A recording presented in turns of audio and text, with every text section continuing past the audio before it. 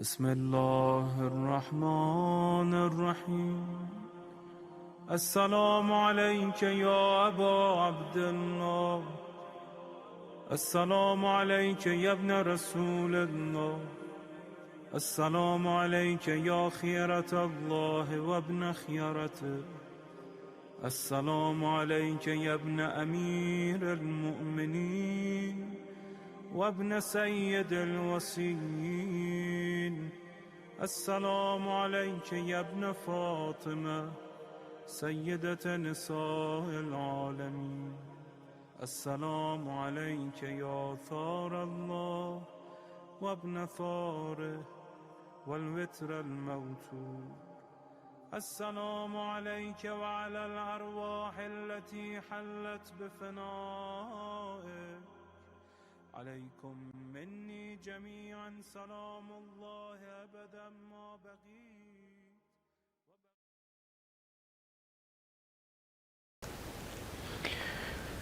أعوذ بالله من الشيطان اللعين الرجيم بسم الله الرحمن الرحيم وبه نستعين ثم الصلاة والسلام على أشرف الأنبياء والمرسلين الرسول المسدد المصطفى الأمجد أبي القاسم محمد اللهم صل على محمد وآل محمد وعلى آله الطيبين الطاهرين المعصومين لا سيما بقية الله في الأرضين أرواحنا له فداء أما بعد فقد قال الله سبحانه وتعالى في كتابه الكريم بسم الله الرحمن الرحيم يا أيها الذين آمنوا إذا نودي للصلاة من يوم الجمعة فاسعوا إلى ذكر الله وذروا البيع ذلكم خير لكم إن كنتم تعلمون صدق الله العلي العظيم.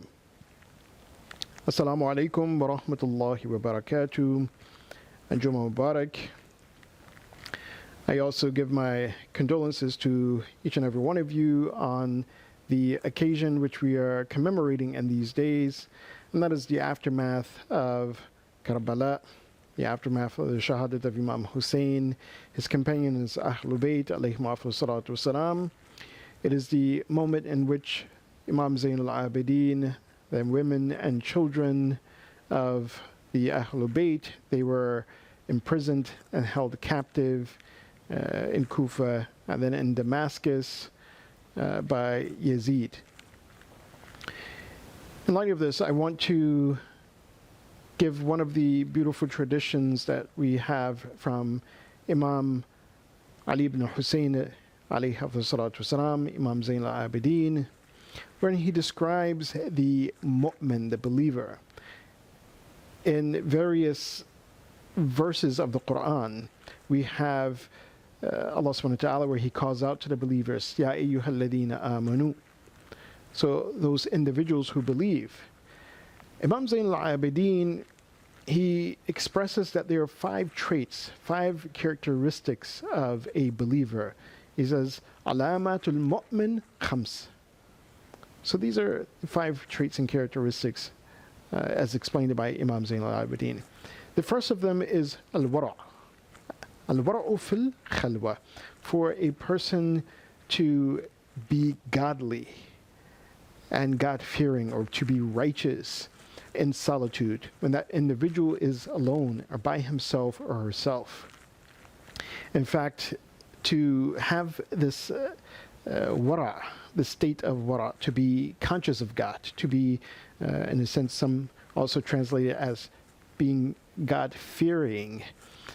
It is a state when a person knows that even though no other human being is around them, then Allah subhanahu wa ta'ala is with them. So if we are conscious of Allah subhanahu wa ta'ala, we are conscious that we are not alone, but rather we are in the presence of Allah subhanahu wa ta'ala at all time.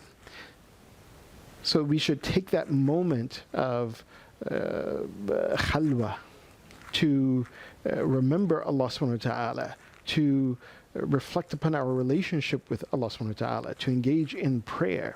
And if we take those moments whereby we think or we assume that we're alone, that there's no one with us, if we take that as a moment of connecting with Allah subhanahu wa ta'ala, then we would be able to develop and cultivate that sense of wara. One of the things that some of our scholars, our urafa, those who are very spiritually inclined, they indicated on this. In fact, one of them, he would only take the student who would take a chicken and slaughter the chicken where no one would be able to see him. And when these group of students, they went away with their chicken, he gave about 4 or 5 of them who were in his presence. Only one came back with his chicken unslaughtered. And he asked him why. He says, because wherever I went, I knew that Allah subhanahu wa ta'ala was there. So I cannot slaughter the chicken in a place that no one could see me. So he took that individual as his student. So the first sign or alama of the mu'min is al-wara. The second sign of the mu'min, according to Imam Zayn al-Abidin, he says, as-sadaqatu fil qillah. The mu'min gives charity in a time that he himself or she herself has little. Meaning that they may be in financial constraints, may not have much to give, but the mu'min gives that sadaqah because he or she knows that Allah subhanahu wa ta'ala will give tenfold, to give 100-fold. And of course, the purpose for giving is not necessarily to seek that return, but to give sincerely for the sake of Allah subhanahu wa ta'ala.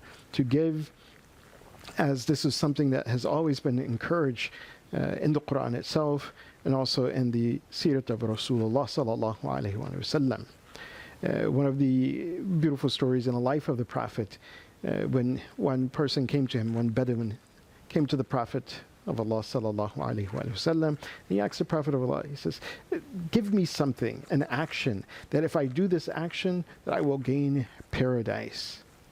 So the Prophet of Allah, he told him, he says, well, call your neighbors or invite your neighbors to dinner, to feed your neighbors. This is also one of the very recommended or highly recommended acts. So this Bedouin told him that, he says, well, Ya Rasulullah, I'm not a person of great means. I only have one she-camel, which he used for his work and used for carrying things. So if he would invite them for dinner, he would have to slaughter this. So he didn't have those means.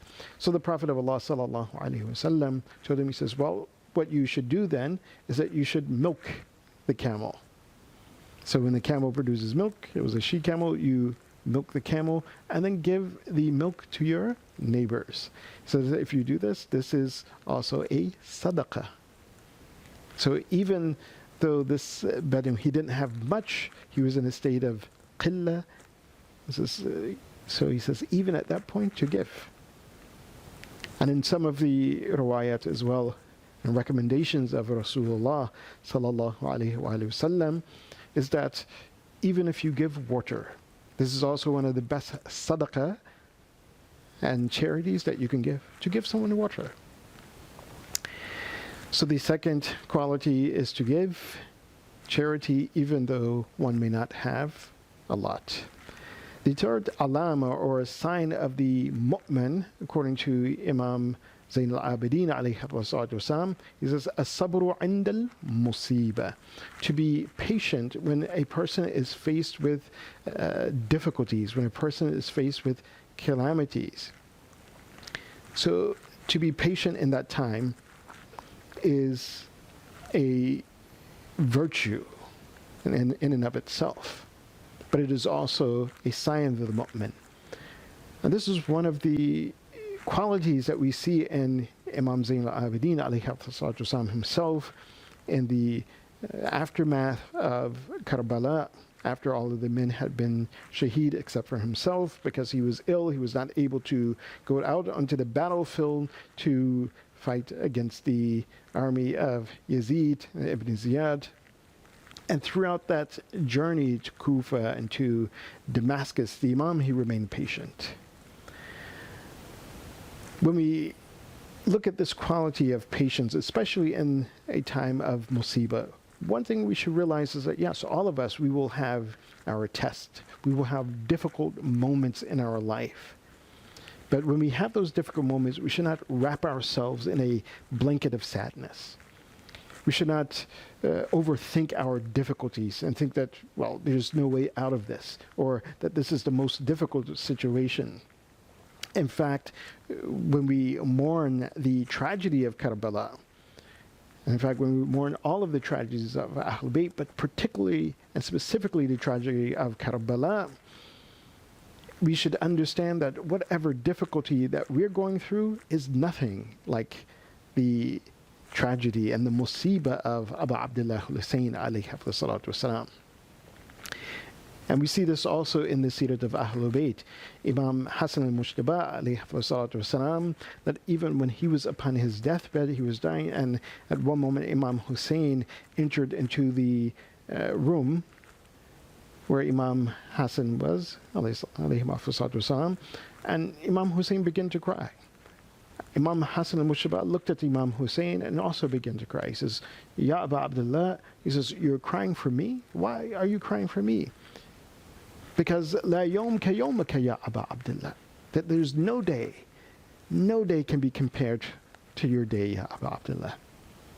So he was saying that even the martyrdom of himself was not like the day of Abu Abdullah. So if we're facing difficulties, if we have a musibah, then realize that no day is like the day of Abu Abdullah Hussein. Our difficulties cannot even be compared to any of the masa'ib and the difficulties of the Ahlul Bayt alayhim salatu wasalam. Understanding that, then whatever musibah that we face, we should be patient. And one of the things that we are able to do to cultivate that patience, to be proactive in healing ourselves and overcoming that musibah, is that we should connect with Allah subhanahu wa ta'ala. We should pray. We should supplicate to Allah subhanahu wa ta'ala. We should read. And of course, one of the best, or actually the best book to read is the Quran. And by doing so, we're able to cultivate, inshallah, this patience, and of course, along with the help of Allah subhanahu wa ta'ala. As Imam Ali alayhi salatu himself, he stated that someone who faces a musibah, and he's particularly talking about the loss of a loved one, says Allah subhanahu wa ta'ala sends an angel to that individual or to that family, whereby that angel spreads his wing over the family to console them, to comfort them. But in any case, we should be proactive in healing ourselves and remain patient in the face of masa'ib, in the face of difficulties. The fourth characteristic and trait of the mu'min, alamatul mu'min, as Imam Zain al-Abidin, he describes, he says, al-hilmu indal ghadab, to be forbearing, to have forbearance when a person is angry. So that means we should be those folks who controls our anger. This doesn't mean that we should not have anger. As some of our scholars, particularly scholars of akhlaq, they say that anger, al-ghadab, when it is in the proper way and is in the proper measure and it is expressed properly, it is a sign of shuja'ah. That if we are not angry, we never get angry, even if there's oppression going on and we don't get upset about the oppression, then that leads us to this trait or characteristics of being al-jubn, to be being cowardly. So anger is appropriate at certain moments. So in order to have that hilm or forbearance when we are angry, that means that we have to be aware of our anger. Yes, we acknowledge it and we have awareness of our anger. Be aware of the trigger of that anger. That why have we become angry or upset? Is it because someone's right has been usurped? Are we angry because Islam is in danger? Are we angry because the laws of Allah subhanahu wa ta'ala are being transgressed? Are we angry because of our own personal sense, or our own ego was hurt, or anything like that? So we have to look and be aware of what is the trigger for our anger. And if that trigger for our anger is something that is proper, something is appropriate, meaning that we're upset that someone's rights is being usurped. We are upset that someone is being oppressed. We are upset or we're angry because the rights of Allah subhanahu wa ta'ala are being ignored. And we express that anger. We stand up for what is right. We stand up against injustice, against oppression. Then that anger is in its place and is expressed appropriately, inshaAllah. But if the trigger of that anger is something else, something more personal, or something that we're not championing justice or the rights of others, then when we express that anger in order to cultivate hilm within ourselves, that hilm that Imam Zain al-Abidin is talking about is the sign of the mu'min, then instead of perhaps expressing it, especially if that anger is going to had bad effects, and then later we will have to apologize. As Imam Hussein alayhi hafizahullah, we had that beautiful statement by him. He says, the believer doesn't do something that he has to go back and apologize for. In other words, he does not transgress the rights of others. He does not speak ill of others. He does not do those things which are wrong, whereby he is ashamed of it and then later has to go back and to apologize to others. So if we have that anger which is triggered by something that is not founded upon a solid principle, we should write it out. If we want to express it, write it down. But don't shout it at someone. Don't yell it at someone. We write that out. But if that anger is something that we must express, because if it's not expressed, the rights of Allah subhanahu wa ta'ala will be transgressed. The rights of other peoples will be transgressed and usurped. Someone will be harmed. Someone will be oppressed. And then we get upset about that and we express our anger, our displeasure with regards to that in order to defend the truth, in order to stand up for what is right, in order to speak out against injustice, and that anger is in place. The fifth quality of the believer that Imam Zain al-Abidin alayhi hafizahullah, he points out, he says, as-sidqu indal khawf, to be truthful in a time of fear. And this is a very interesting quality and trait that Imam Zain al-Abidin alayhi hafizahullah, he is pointing out, because quite often if a person is in a position whereby he or she is afraid of something, afraid of certain repercussions, and if we take a child as an example, it would be a good example. So sometimes children, they are afraid of getting punished. They're afraid of, oh, well, if I say this, that, oh, I ate the sweets that we weren't supposed to eat. I cut the cake and it wasn't supposed to be cut, and I ate it. Now I'm going to be punished by not getting any cake, or I have to go to bed early, or whatever the punishment is. So quite often the children, they won't say what is the truth. They say, oh no, I didn't do it, or I didn't eat it. So Imam Zain al-Abidin, he says that in those moments where under normal times it will be a person will be afraid to be truthful, to have sidq. In that moment, this is a sign of the mu'min. One of the cases that we see, even in the life of Imam Zain al-Abidin, alayhi hafizahullah, in the aftermath of Karbala, we see that the women and children, Imam Zain al-Abidin himself, that they are prisoners and they are being caravanned to Kufa and to Damascus, and in each and every place they spoke truth, haqq. They spoke up for what was right, and they spoke out against what was wrong.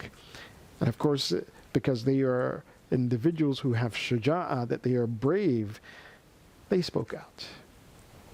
But the circumstances, as many would look at it and analyze it, is a circumstance where there is fear.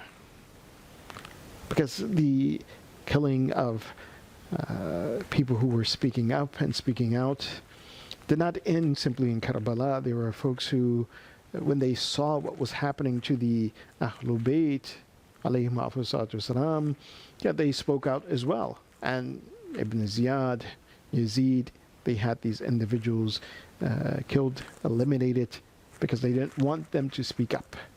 So to speak up in that moment is a sign of the believer. And this is a particularly interesting quality, I would say, as well, because if we look at these two things, sidq and al-khawf, truthfulness is something that is related to one's perception and intellect, the faculty of the intellect, that we can decipher truth from falsehood, that we understand what is right and what is wrong. And we should stand with what is right and steer clear of that which is wrong. And the khawf itself is one of the emotional faculties. One of the things that is very subtly pointed out here is that our intellectual faculty and our emotional faculty, they should be aligned with one another. They are a continuum of one another. They should not be separated. So if we are in a state of fear, or the atmosphere around us is a fearful atmosphere, but we speak truth as sidq, then inshallah we will have that quality and that trait that Imam Zain al-Abidin alayhi hafizat wassalam says is a trait and quality of the believer. I pray that Allah subhanahu wa ta'ala, He gives us strength and wisdom to implement these traits and these qualities in our life, so that we may have these 5 qualities that Imam Zain al-Abidin alayhi hafizat wassalam says is among the traits and the signs of a believer. The first being al-wara' and fil khalwa, to be godly and God-fearing in solitude and when we're alone. Was-sadaqatu fil qilla, to give charity even though we may have only a little bit ourselves. As-sabru 'inda al-musiba, to be patient when we are faced with difficulties. And the fourth, al-hilm 'inda al-ghadab, to be forbearing in a time of anger. Was-sidqu 'inda al-khawf, and to be truthful even in the state of fear. And we ask Allah subhanahu wa ta'ala to forgive our sins, to cover our shortcomings, to grant us our needs, to have mercy upon our deceased ones, to cure all of those who are ill among our friends and family members, and to hasten the reappearance of Imam Zaman and make us among his helpers, his companions, and those who sacrifice their lives for him. بسم الله الرحمن الرحيم اللهم اغفر ذنوبنا واستر عيوبنا وقضي حوائجنا واشفي مرضانا وارحم أمواتنا وعجل فرج مولانا صاحب العصر والزمان واجعلنا من أعوانه وأنصاره والمستشهدين بين يديه وتحت لواء بحق محمد وآله الطاهرين. السلام عليك يا أبا عبد الله وعلى الأرواح التي حلت بفنائك. عليك مني سلام الله أبدا ما بقيت وبقي الليل والنهار ولا جعله الله آخر العهد مني لزيارتكم.